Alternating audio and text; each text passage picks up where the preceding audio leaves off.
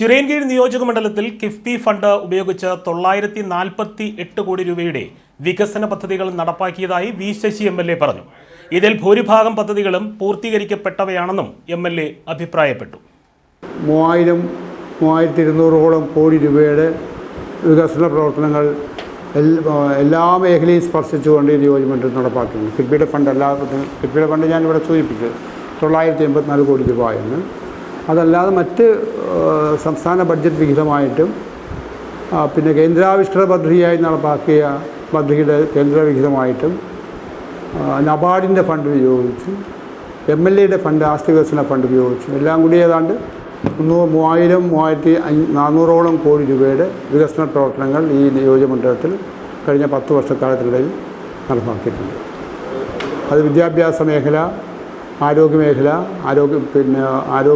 വിദ്യാഭ്യാസ മേഖല, കുടിവെള്ള പദ്ധതി, വാർപ്പിടം, മത്സ്യബന്ധന മേഖല തുടങ്ങിയ മേഖലയിലെല്ലാം കൂടിയാണ് ഞാനിത് സൂചിപ്പിച്ചത്. മത്സ്യബന്ധന മേഖലയായി ബന്ധപ്പെട്ട് പറഞ്ഞാൽ നമ്മുടെ താഴമ്പള്ളി തുറമുഖം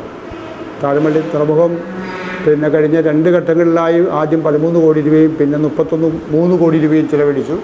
പക്ഷേ അവിടുത്തെ പ്രശ്നങ്ങൾ പരിഹരിക്കുന്നത് ആ തുക അന്ന് നടപ്പാക്കിയ ആ പദ്ധതി കൊണ്ട് സാധ്യമല്ല എന്ന് കണ്ടതുകൊണ്ട് അതിനെ സംബന്ധിച്ച് വളരെ വിശദമായൊരു പഠനം നടത്തി അതിനടിസ്ഥാനത്തിൽ കേന്ദ്ര ഗവൺമെൻറ് ധനസഹായത്തോടുകൂടി 177 കോടി രൂപ വിനിയോഗിച്ച് അപകടരഹിതമായ ഒരു തുറമുഖം ആ ലക്ഷ്യം മാത്രം ഉൾക്കൊണ്ടുകൊണ്ട് രൂപീകരിച്ച പദ്ധതിയാണ്. അതിൻ്റെ നിർമ്മാണം ഇപ്പോൾ നടന്നു വരികയാണ്. അതിന് 177 കോടി രൂപയും നമുക്ക് അതിനകത്ത് ഉൾപ്പെടുത്തും.